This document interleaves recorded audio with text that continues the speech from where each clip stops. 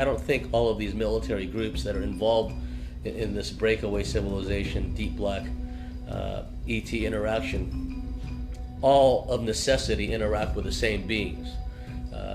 Again, even within the military, apparently human scheme of things, and I say apparently because some of the humans in these deep black military projects that interact with aliens are themselves hybrids of this, that, or the other ET race. Some of them are reptilian hybrids, some of them are more mantis, and some of them manifest quite extraordinary metaphysical powers, magical powers. And amongst the so-called friendly, benevolent ET races, they do have federations, they do have council meetings, they do have alliances with other beings, whether it's to negate the malign influence of the reptilians and their allies, whatever the case may be. I've always said that what's happening in our solar system is merely an extension of cosmic wars going back millions of years. Reincarnation plays a big part in this. Many people remember not only past lives as a Terran, i.e. a human, but they remember past lives as being what we would call an ET. And they recall being involved as an ET in wars in the Orion constellation. Different factions. There's the Orion group, as Alex Collier calls them, the Orion Empire, and the Draconian Empire.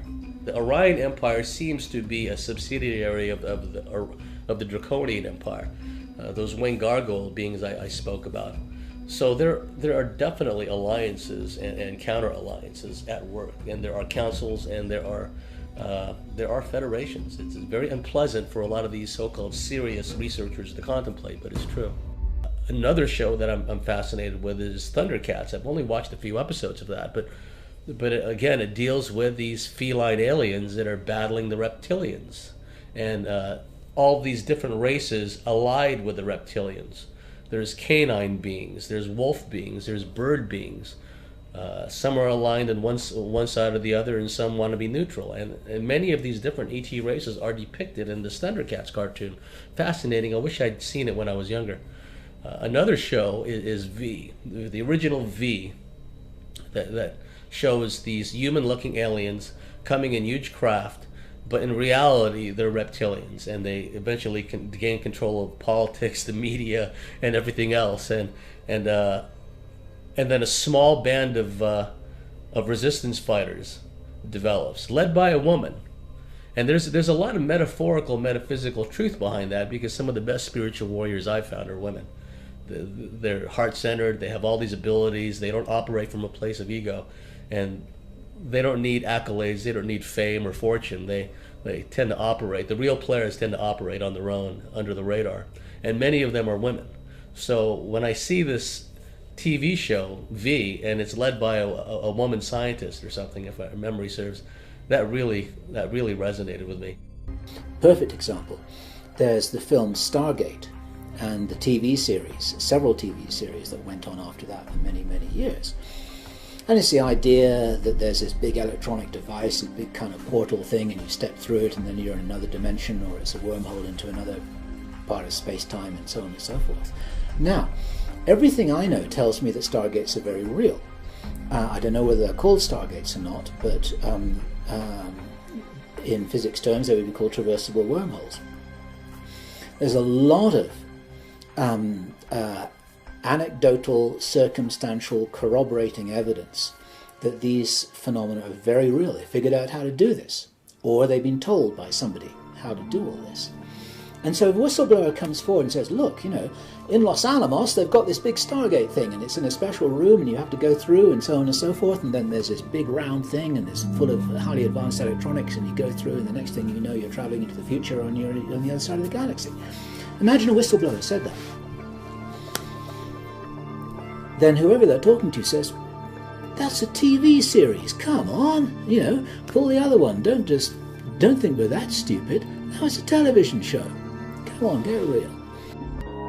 I think if you look at John Carpenter, the creator of They Live, if you look at his movie making history, which includes Satanism and horror and what have you. This guy has at least some knowledge of what's happening. And I had to laugh. I said this in a book once, years ago, and someone wrote to John Carpenter saying what I'd said. And he wrote back to him, I saw the letter, saying, no, it wasn't. The aliens, you know, inside the people, I was symbolizing the Republicans. And you go, yeah, John, all right, yeah, okay, you were, yeah. I mean, anyone who's seen They Live will laugh at that. And I think, you know, if you look at They Live, it's classic. And that time back too, where you have a small number of people who are actually not what they seem. They look human to people in everyday life, but when the guy put the sunglasses on that allowed him to decode reality on another level, that was the symbolism of it, he saw that they actually, behind the human form, they weren't human at all. And they were the people in power. They were the bankers, they were the politicians, they were the president, they were some of the police. Also, when he put the glasses on that subliminal level, he could see all the subliminal messages all around him, telling him to stay asleep, to not question, to obey authority. And it was a movie, it was kind of a B movie, wasn't it? A kind of most people would never have heard of, and yet it was way ahead of its time in portraying the world that we're actually living in. Because of the way society's been structured, it's like this: when humans or awareness comes into human embodiment, you're born into a madhouse and you grow up in the madhouse, and you've never known anything different to the madhouse. Therefore, to you, the madhouse is normal. So when anyone comes along and says, "This is a madhouse, look at it," they go, "He's mad," because to you, normal is insanity. And that's how it works. And so what is happening when we talk about people waking up, they're waking up from the spell, they're waking up from the program. And then suddenly, the mad guy don't seem so mad anymore, because you can start to see the madness. And that's what it is. You know, people say, "I'm seeking enlightenment." We don't have to seek enlightenment. We are enlightened. That's our natural state of being. What's happened is this distortion has distorted our sense of perception, and that distorted perception has disconnected us from that level of us that is infinitely enlightened. That's what the human perception has been hijacked. Once again, our Quantic cannot create human awareness, but it can piggyback it and distort it so it perceives the world that suits the distortion. That's what's happening. It's important to understand, because there's a lot of video online. Oh, look, so-and-so shapeshifted, he or she is a reptilian. Maybe, maybe not. Depending on the proportion of a particular genetics dictates whether you can shapeshift. Because of the programming of the physical, they say that's not possible, you're mad. You can't move from a physical form to another physical form. And you know they're right, but that ain't what's happening. The higher the proportion of either Anunnaki, and that's coming back to your final point now, or Nephilim, the higher the genetics of that, the more you can shapeshift. And the more reptilian you have in you, you can also shapeshift. The problem is that it's very hard to control shapeshifting. Sometimes the person could just be very tired and maybe spend a lot of time around a negatively energized, what's been described as an organic portal, some really negatively energized hosted person.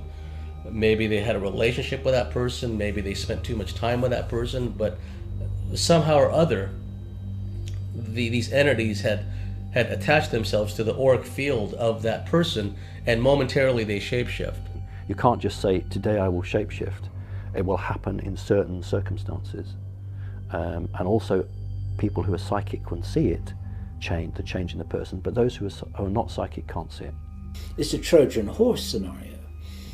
You have somebody who looks human, who has a human position, who was once fully human, but has been taken over. Often as not, these shapeshifters, they're in positions of authority, whether it's in a local company or a corporation or high-ranking mucky-mucks on the world stage. People are seeing shapeshifting going on. It's real. President of the United States, President Barack Obama.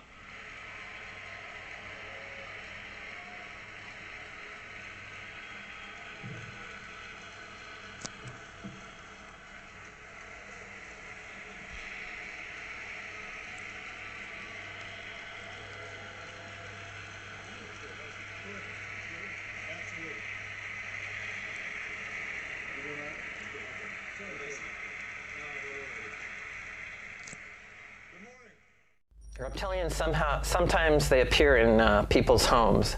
So how do they get there?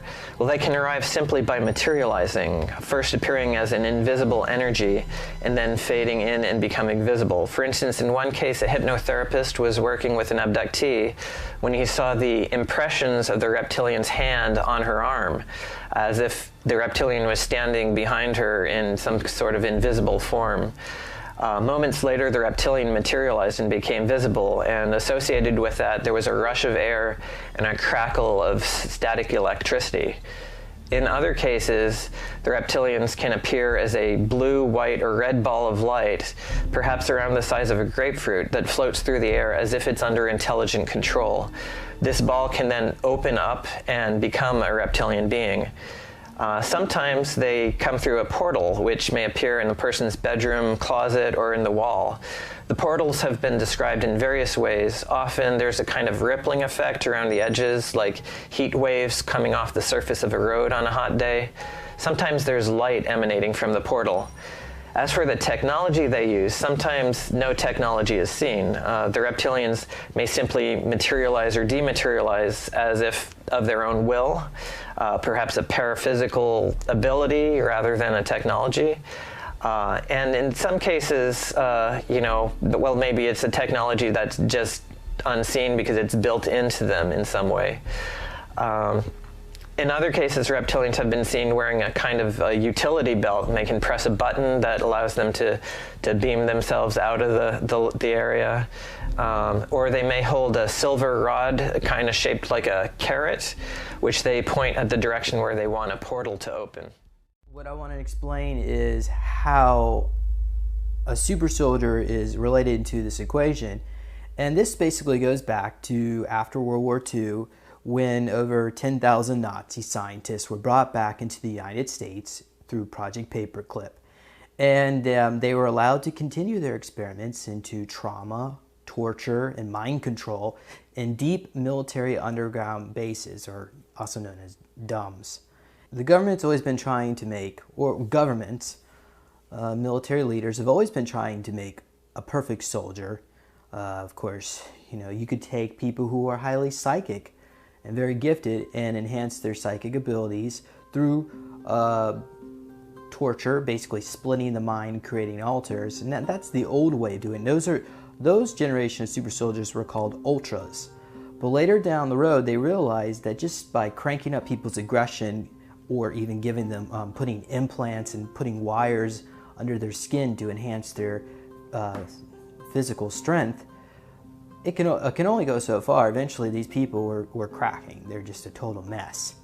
So, through their treaties and agreements, they allowed, they were already working with extraterrestrials, but certain groups of reptilians who were already very gifted when it comes to computers, when it comes to nanotechnology, and robotics. Of course, all that goes into mind control, but these reptilians were started working on projects with human personnel in these underground bases. As soon as I got out of the car, she got out of the car too, and we walked around to the back of the four-wheel drive to get out the equipment. And as soon as I'm turning to pull up the back of the boot, there was one of the Draco reptilians it was basically behind Carol on an angle. Now, at this time, it was phasing in and out like a distortion, how would you say? It was sort of be like a hologram tuning in and out with static, and it was coming in and out. And straight away I just said to her, get in the car. I got into the car. At that time, like this would have only been 10 metres away. And it had horns, it's got the wings. I couldn't tell you what colour, but when they were projected to me, they were yellowish brown colour. Big, like maybe 8-9 foot tall, something like. It was big, but it was only 10 metres away, and in the distance, maybe 150 metres away, is a street light out there. It's the only light in the whole area because it's out of town in a swimming area, like where people take their boats and their kids and have picnics. So because of that, I sort of had a good reference to see it. Even though, you know, usually you can see stuff with the shadow dudes in the dark, you can still get something. But when we hopped in the car at this time, the lights on the interior, on the speedo, on the dashboard, and the outside lights all turned on at different times. They were all, you know, it was like a disco of lights. No reason for it to be happening, and I'm trying to turn on the car, and after some time I just sort of blasted it with love in my mind anyway, and it got a little bit more intense, and then I did it again. Then all of a sudden, like in my mind, it's just like, just start the car, and the car started at that time, so I've reversed out, floored it out of there, and got on my way. Welcome to Phenomena. We have a very big old freak of nature here, a reptilian live on the news. Let me zoom out. Sorry, a bit nervous. Having dinner. Doing a bit of fishing. Now, let's show you the background, ladies and gentlemen. He's lost the top of his head, for the love of God. Or his wrist, certainly, and some bandage or plaster. So, you monster! He's losing his holographic form, isn't it? In the southwest, and in the last hour as well, we have just new names added. We cannot lose this. This could be gold. For invitations to the no, they're going to. What is that? I got him good, Mum. I got him good. I've got him. He's got it. Oh my God! Sir David's wrist. He's a bloody monster. We are seeing the evil for what it is, ladies and gentlemen. Fishing. Watch the fucking news. My understanding so far has been that certainly there does seem to be some of the greys and some of the reptilians seem to be the main ones that seem to come through with the MyLab. But what a lot of people don't understand, and it's something I've only in the last few years learnt, there seems to be some that look like the greys and some that look like reptilians seem to be, if you like, grown or cloned. And these are programmed by military that are not, in fact, the genuine article.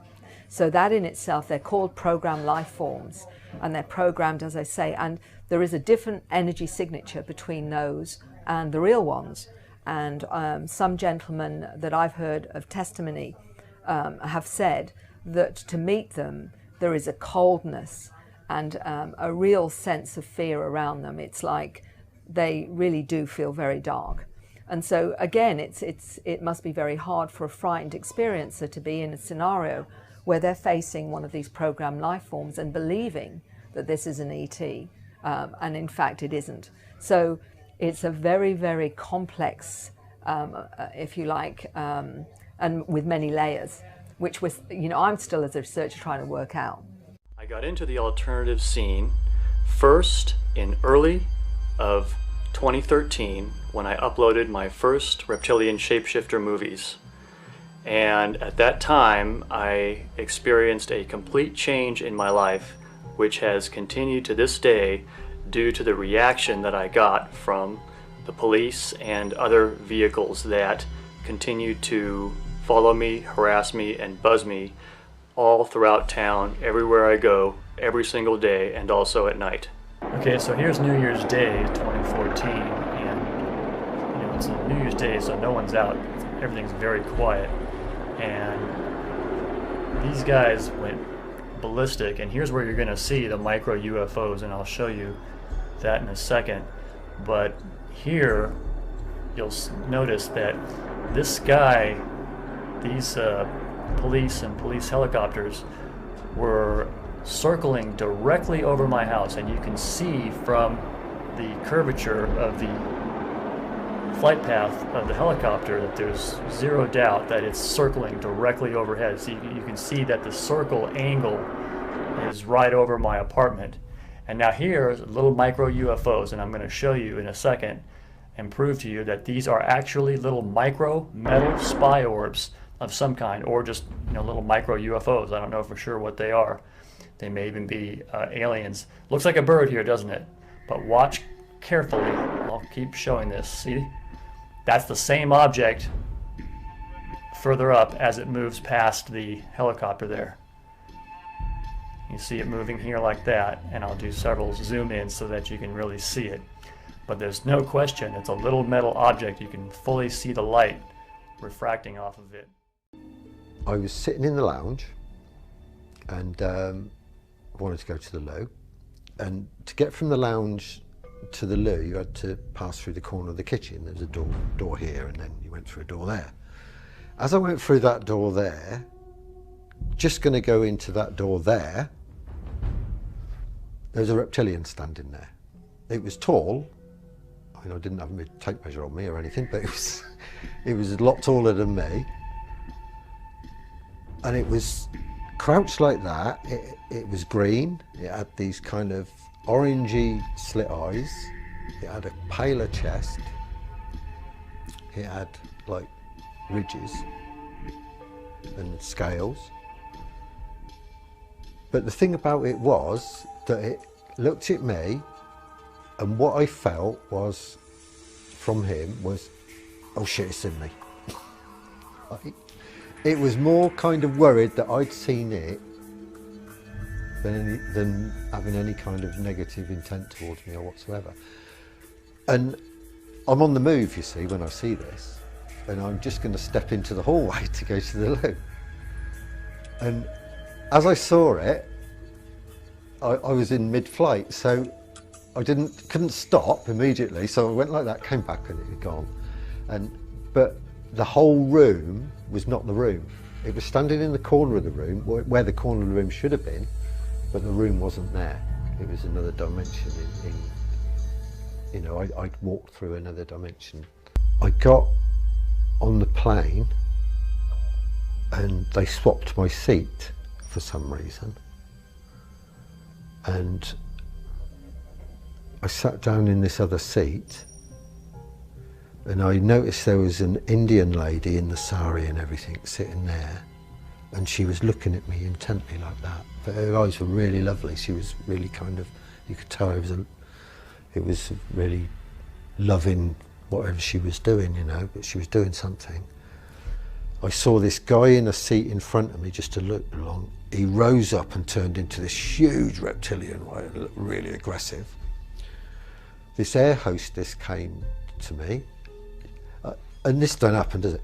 She knelt down next to me, she put her hand on my knee, and she was going, "We're going to look after you. Everything will be all right." And then this Indian lady, I heard this voice in my mind, and it was definitely coming from her. And she said, "You are a golden child and very special. We are looking after you." And I thought, what's a golden child? I don't know. But that's what. That's what she said. Yeah, maybe, I don't know.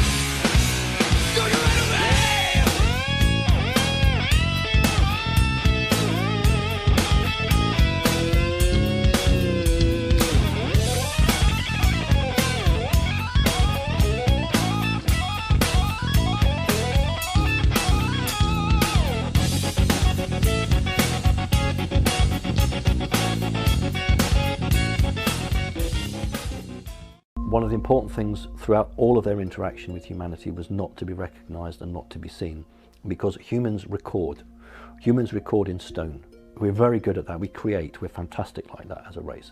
So they recreate, and the reptilians didn't want that. You will see it occasionally in some of the Sumerian or Assyrian, Babylonian carvings, occasionally. You will also see it in some of the Mayan or Aztec items. What you're much more likely to see are renditions of feline species from the Egyptian times, because they weren't covered by the same protocol. So they weren't, there was no ban on depicting them. Whereas there is a ban, there still is now a ban on depicting reptilians, and I'll give you absolute proof of that when I did that very nice interview on the Today programme with Holly Willoughby and Schofield, and I did 2 drawings, one of a mantid and one of a reptile, and I was told point blank we're not allowed to put the reptile up because they were going to have me as a backdrop, them as a backdrop to me. So the stills I've got, which they very kindly sent me, I'm being interviewed with them, and behind me is a picture of the mantid. But originally, Schofield and gang were going to have the mantid and the reptile, and somebody very high up said we're not allowed. They didn't even know what it was called. All they said to me was, we've been told we can't put this one up.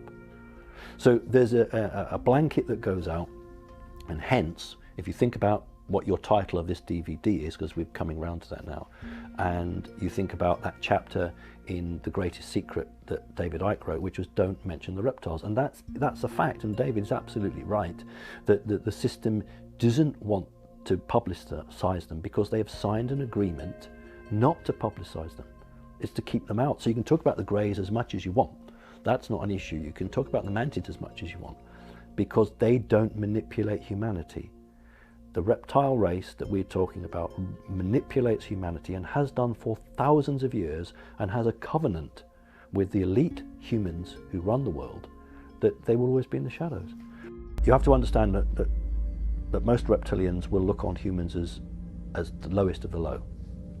When dealing with military, they have a first interaction protocol where the humans have to bow to them. After that, they don't have to do that because they've already shown their subservience to them. If you look at very wealthy bloodline families, the reptilians look on them as not equals, but as the anointed ones of power. So they don't have to bow generally. For instance, if a Rothschild grouping, the alien will have the reptile will have the head chair. There'll be a beautiful carved chair somewhere, and that's where he will sit, and then the family will sit round. They don't have to bow at that point, but there will be a ceremonial point where they have to do the bowing. But you're really talking to me about an ordinary Joe or Josephine in the house, and the reptilian comes in. That's very rare. That's incredibly rare. Reptiles do not generally come into a house to waste their time with a human. They'll send a grey. But where a reptile does come down, it's because that individual is so important that it requires an interaction from the high level. Again, it depends on that individual. What is that person to them? What is that person to humanity? And they have, for want of a better word, time machines where they can predict ahead what each person will do. And if they see a person as a threat to them, they will attempt to come along, interact with them, and send them off on a different course. There are many, many psychic men and women on the planet who, if left to their own devices, will be incredibly beneficial. And so what the system will do is try and target a disruptive male to get involved with a female, or vice versa, and to make that person's life hell. Everything and anything to make somebody not think about themselves. So it's all part and parcel of what happens. What will a reptile do? Well, a reptile will come in, and generally it won't disguise itself heavily, because if it's come to meet somebody, that person is considered important enough for them to be there, and they'll only disguise themselves to prevent that human freaking out.